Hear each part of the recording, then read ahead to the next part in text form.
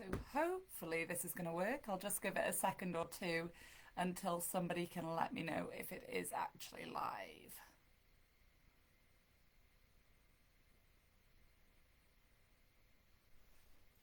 Fab. So hopefully I am now live.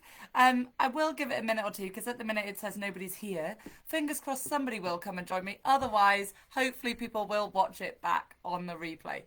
What I'll do is I will just make a start by introducing myself because I don't know how many people in the group have come across me before. Usually when I do these talks, there is at least kind of one familiar face in the audience. I've done them for kind of other dog training organisations and I recognise a few of the familiar names. But today I don't know if anybody I know is coming. So for those of you who haven't met me before or come across me, my name is Rachel. I'm a registered clinical animal behaviourist. So I'm a full member of the APBC, the Association of Pet Behaviour Counsellors, and I'm also an accredited dog trainer as well. So I'm with PACT, so the Professional Association of Canine Trainers. That's who I'm a dog trainer with. And I do a bit of both. So I am primarily a behaviourist.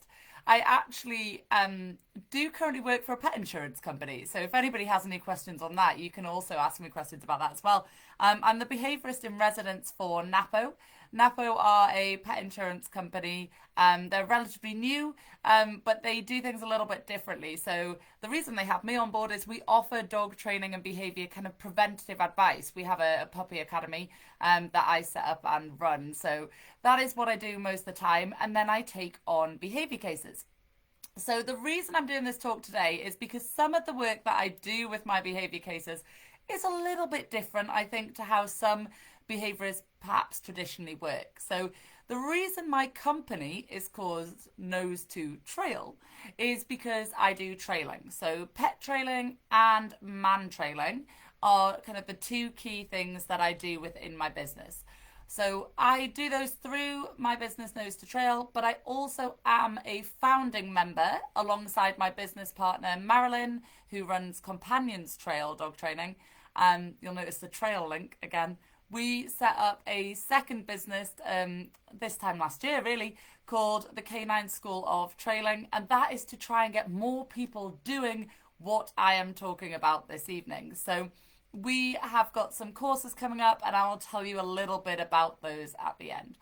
But for those of you who've not come across kind of pet trailing and man trailing before, the work that we do is a type of scent work. Now, we work differently to some of the other organisations that you might have heard who primarily focus on the man trailing side of things. And that is because our work is particularly based on the pet trailing.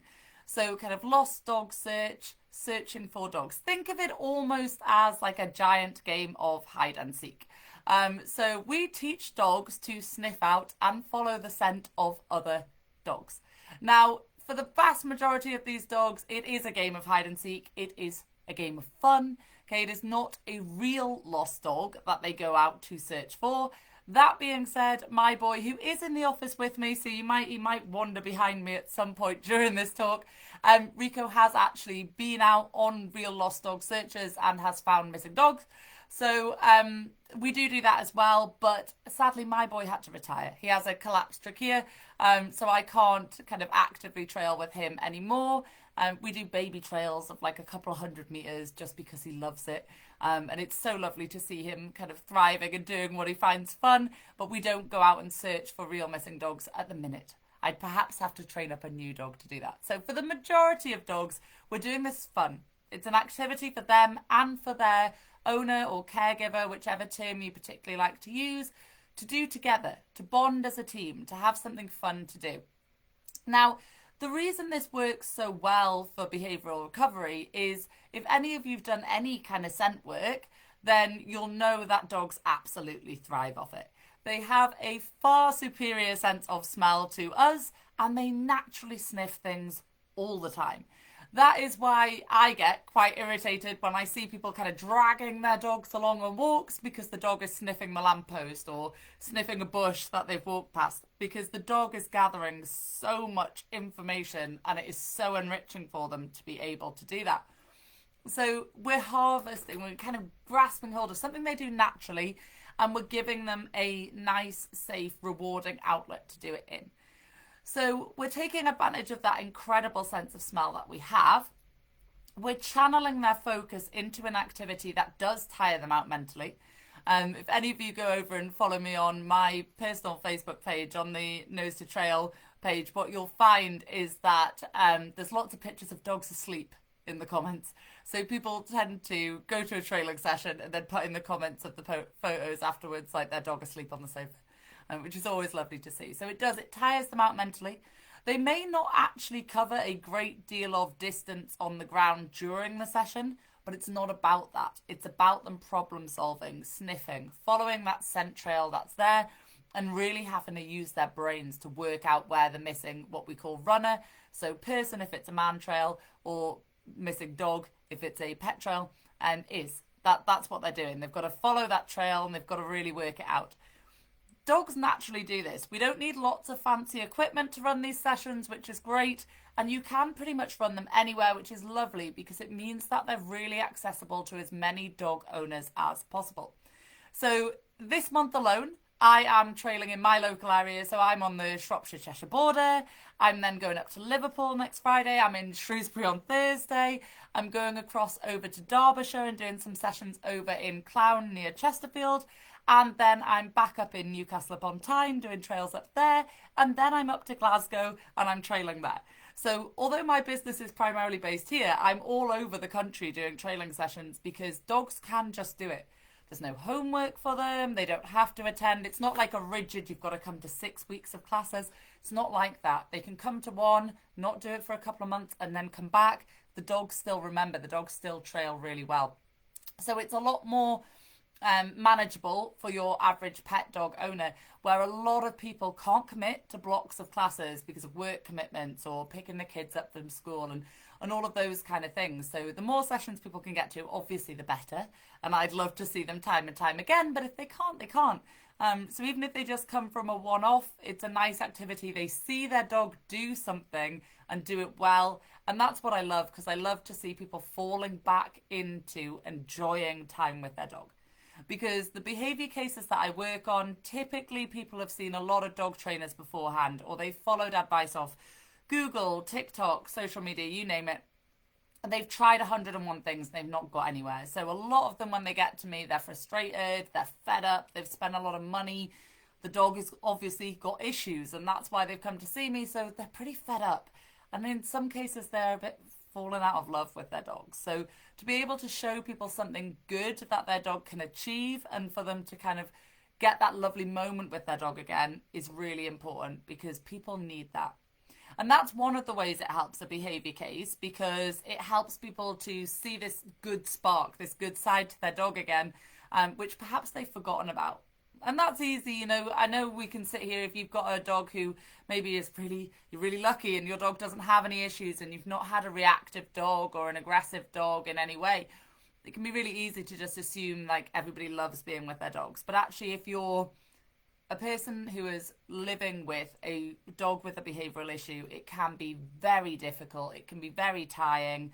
Even my separation anxiety cases, they benefit from coming to pet trailing and man trailing classes as well, because the dog gains in confidence and gains independence. But also, the owner is getting out the house, which typically with a dog with separation issues, they can't, because they can't ever leave them.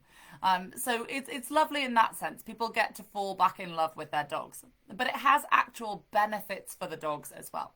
So sniffing is it's just a great activity for dogs in general, but it has benefits for the dogs in terms of kind of the neuroscience of what's going on. So when they're sniffing, that is a good thing for them to do. So if they're sniffing, they're not panting, so they shouldn't be stressing. And when they're sniffing, their breathing probably lowers their heart rate, lowers their blood pressure, and it gives them a good hit of dopamine. Maisie, what are you doing? It's the old girl who's got involved. I don't know if you could see her wandering around, but she's just woken up. So in general, the sniffing is a really good thing for them to do. Some of the other benefits that I've seen with some of my reactive dogs is in breeds like collies and German shepherds. You're kind of forward-facing dogs who have a tendency to stare. They really like that eye-orient part of the predatory sequence, and they're very kind of stalky. I've got a lovely German shepherd client who's trailed with me now for well over a year, And that was one of the things that was getting him into trouble. He is a massive male German Shepherd. A lot of dogs find him very intimidating just because he's massive and looks like a wolf. And he would stare because he's just nosy. He's a German Shepherd. He wants to count everything, look at where everyone is, and he would stare. And that would upset other dogs. Other dogs would then kick off at him. He would kick off again. And because he's so big, it obviously would be him who gets the blame. Not the little cockapoo that actually had started barking at him, but because he's big and looks like a wolf, that's the one that stereotypically people will go, oh, bad dog, evil dog, scary dog. So what we did was we changed him from seeing the world through his eyes to actually starting to focus with his nose. So he started pet trailing and man trailing, and now he spends so much more time kind of head down and sniffing and interacting with his environment through his nose, which is amazing because now he's not staring at everything. Other dogs aren't kicking off at him as much. He is not kicking off as much in retaliation to that. He's also a lot calmer because of the fact that he's getting that mental enrichment that he needs, that stimulation that he needs, and all that good sniffing, promoting the lower heart rate, the dopamine that he needs, all of those things which are really, really good for him. So it helps dogs for many, many reasons. And when I look at my behaviour cases, sometimes we have some kind of preparatory work we have to do before those dogs are suitable to come to a man trailing and a pet trailing session. But those sessions are absolutely suitable for reactive dogs because we work each dog independently. So it's very different to any of the kind of typical scent work classes that people might have been running in like village halls and things. I'm not criticising those. I also do group scent work classes. It's just different, okay? Because the dog does not have to be in a small confined space with 5 other dogs and 5 other owners where they can't cope, they can't get away. There's, the distance probably isn't high enough. There's not that threshold that they need as a dog who's got reactivity issues. It's just too much for them.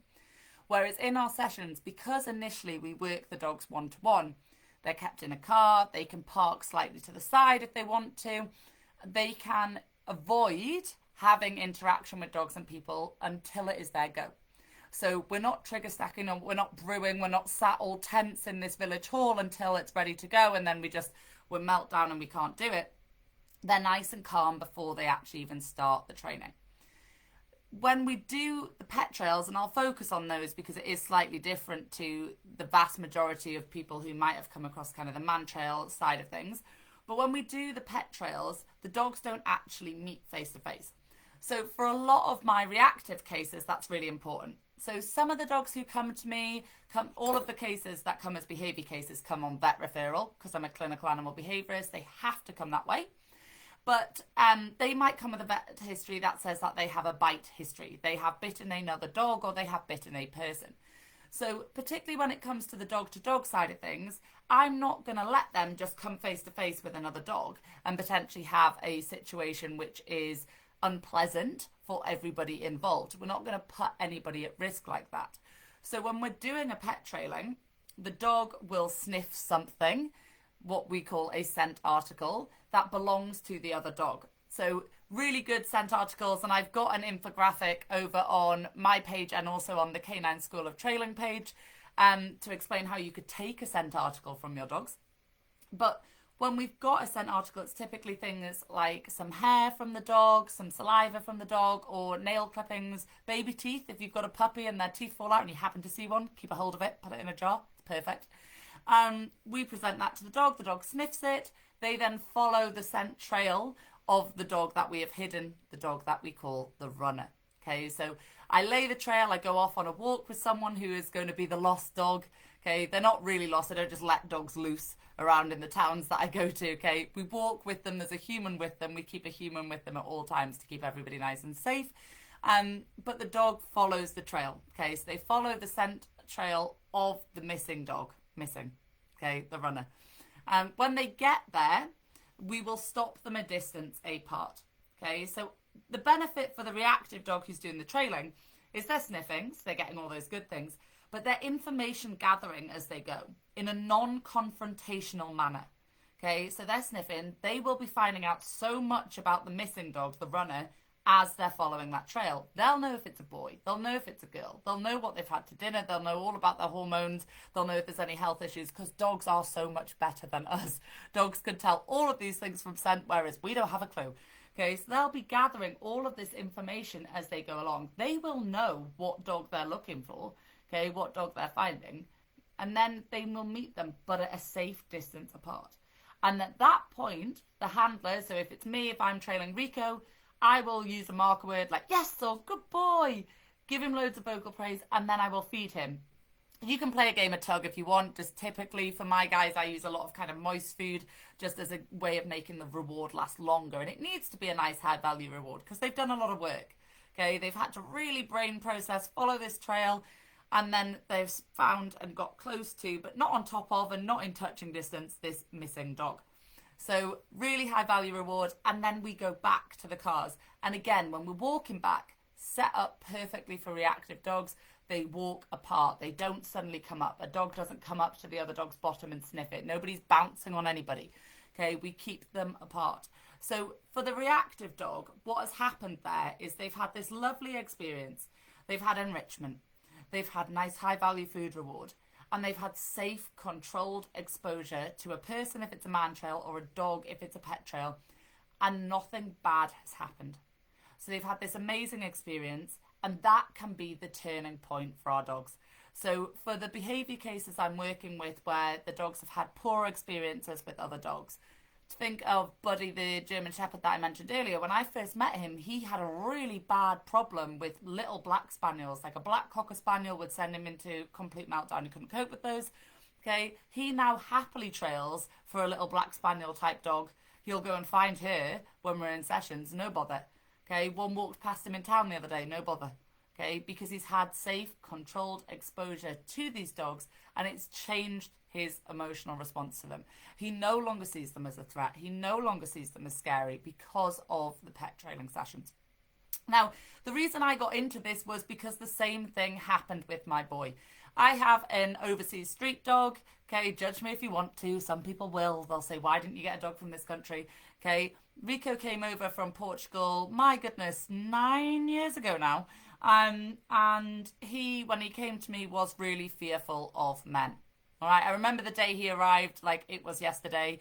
He came out the back of the van and there was a guy at the work at the place I was at the time, tall guy, quite balding, bless him, a little bit older gentleman. He did absolutely nothing wrong. All he wanted to do was say hi to my dog. He did ask. He tried to make himself as inoffensive as possible. But the second Rico saw him, he hid behind me. He was a trembling mess and he weed everywhere. He was terrified of men. So the man trailing was what I originally got into with Rico, and it made a huge difference to him. So much so that I think now he probably prefers men to women. So he would do exactly the same as I described for the pet trail example. He would follow the scent of a man, but when it's a man trail, the man can reward the dog. So when we've got a very nervous dog, if there's a bite history, we will muzzle them. Dogs who are muzzled can attend sessions and can trail perfectly fine. It doesn't stop them from being involved. I had a muzzle trained Mali at my session last night. It's absolutely fine. So if they need to, they'll be muzzled while they trail. If not, we can kind of change the reward sequence. So initially when Rico used to find men, I rewarded him. He didn't have to go up to or interact with the man fully if he didn't want to. He could get as close as he wanted and then kind of look at me and go, I found him, and I would feed him. Nowadays, he would run straight over, be jumping up at them and licking them, okay, because he has a totally different opinion of men than he did when he first came to live with me. So it changes that emotional response because we're doing it in a calm, safe way. Gradual exposure with really lovely consequences for the dogs at the end so that we can change their perception on things. So that's why I use it in kind of reactive cases. So for dogs who struggle with dogs, safe, controlled exposure, good experiences around dogs, but all those other benefits that traditional scent work gives them as well. So the sniffing, the dopamine, the lower heart rate, all of those things. For the dogs who are fearful or have been aggressive to humans, again, it's about changing that emotional response. It's good exposure, good experiences with people. Okay, so it's really, really helpful for them. And then when we're looking at kind of other issues that dogs have, a lot of the problems that I'm seeing, and if there's any other trainers or behaviorists who are watching this, do drop some messages in the comments for me as well. But some of the things that we'll see are just dogs that don't have a job. So collies who have come from a working background who aren't working, cockapoos who have been put into a home and aren't, they're a working cocker and a really intelligent poodle and they don't have enough to do. And so we're getting behavioural issues in the home because these dogs are bored. They're at home all day while people are at work. They're not doing anything. So they start to be destructive or they're nipping people or whatever it is. Okay, all sorts of behavioural issues. That is where, again, the pet trailing and the man trailing can really help because it gives them a job to do. Okay, so if you've got what people tend to say, oh, he's really busy. I've got a really busy spaniel. He's all over the place. Okay, perfect. Absolutely perfect for trailing. We can focus them. We can give them a job to do. We can tire them out mentally and they'll go home and they'll sleep. Okay, so it gives them a job to do. It's really, really lovely. So it helps with a whole range of different behavioural issues. If anybody's not sure about whether it would be suitable for their dogs or clients' dogs, if you're a dog trainer or somebody else who's in the group, then just drop me a message in the comments, okay? And I can have a little look and explain a little bit more about those individual cases for you. So the next thing that I just wanted to touch on, and hopefully that's okay, is how if you're in this group as a dog professional, a canine professional, trainer, behaviourist, walker, groomer even, how you might want to get involved with this. So there's a couple of different ways. You can either host myself or some of my colleagues and we can come and run sessions for you. Okay, that's what's happening up in Liverpool on the 19th of January. I'm going up and I'm running 2 sessions up there for a dog trainer that I know. She's invited me up for her clients. I love doing stuff like that. The other option is to have a look at the Canine School of Trailing. So myself and Marilyn, who I mentioned at the start of my talk this evening, run the Canine School of Trailing, and we basically run instructor courses to train other canine professionals and lay people if they want to. So if you've not got a background in dog training, don't panic, you can still be involved. Okay, we train people up to run pet trailing sessions across the UK and beyond. So if you're not in the UK, also fine. We've had a lady interested from Barcelona, which is really exciting. So the first instructor course was full, but we've actually had someone drop out. So I do have a space if anybody wants to get involved for a 3-month course that starts in February. And the way that it works is it is a 3-month course, but then you have a 5-day practical, which is around kind of the Cheshire, Manchester area. So we do expect people to come along to that because we have to see you practically training and trailing with some dogs. But there is one space left. So if anybody is already interested in this, please do reach out. If you want to do some CPD quickly this year, you can do. The other time that we are running this year is in June. So the second intake will start on the 17th of June and we'll have their 5-day practical at the end of September. All of the information is on the Canine School of Trailing's website and Facebook page and things. So if anybody's got any questions, just pop them in the comments. Even if you're on the replay, I'm more than happy to drop in and answer questions about the courses and things as well. But it's potentially something you might want to look at kind of offering to support your clients as well. Because personally, I swear by it. Hence, I've set up now 2 businesses to do this. Otherwise, I wouldn't be kind of pushing it as hard as I am. I really do think it makes a massive difference to the dogs. So I can't see any comments yet. If anybody has got any and I'm just not seeing them, then perhaps Emma can drop me a text if there's any that just haven't come through. But just before I go this evening is I will just read you a little quote from someone who trails with us who sent me a lovely email today. So just so you can kind of see the benefits and how we can adapt this for different dogs, I thought I would share this with you. So Roscoe has always been active and it's been a privilege. We have done many activities with her, from long walks in the hills to agility and hoopers. When she got to 12 years old, we noticed signs of old age and she was struggling being active and struggling with kind of pain and stiffness. In the end, we had to stop doing our activities together because the pain and discomfort was putting her through just wasn't fair. Many tears were shed and our once lovely, lively old girl was getting very old, and it started to feel like the beginning of the end, like the last chapter of her life had started. Following a recommendation on Facebook, we went pet trailing, not really knowing anything about it. This was the best decision we have made in her entire life. Yes, Roscoe has treatment for arthritis, but we truly believe the joy and stimulation she gets from trailing is as beneficial as her medical treatment. I honestly can't put into words the joy it brings to see her so happy again and so full of life. I'm filling up whilst writing this for you. The feeling of the last chapter is gone. It's the start of a new chapter in her life. Many more happy memories and times together have been created by trailing, and I cannot thank you guys enough. So, just the loveliest way to kind of show that we can adapt and do adapt sessions for dogs with health issues. So, please don't be put off if you've got an older dog or a dog who has had an amputation or some kind of health issue. Health issues, behaviour issues, whatever it is, pet trailing can still work for your dog. So please reach out. We'd love to have some more of your dogs trailing with us. And thank you so much to Professional Dog Businesses UK for letting me do this talk and sharing the word about the pet trailing kind of scene. I'd love to see some more people getting involved. So please do reach out if you watch this on the replay. Take care, and I hope to see some of you trailing soon.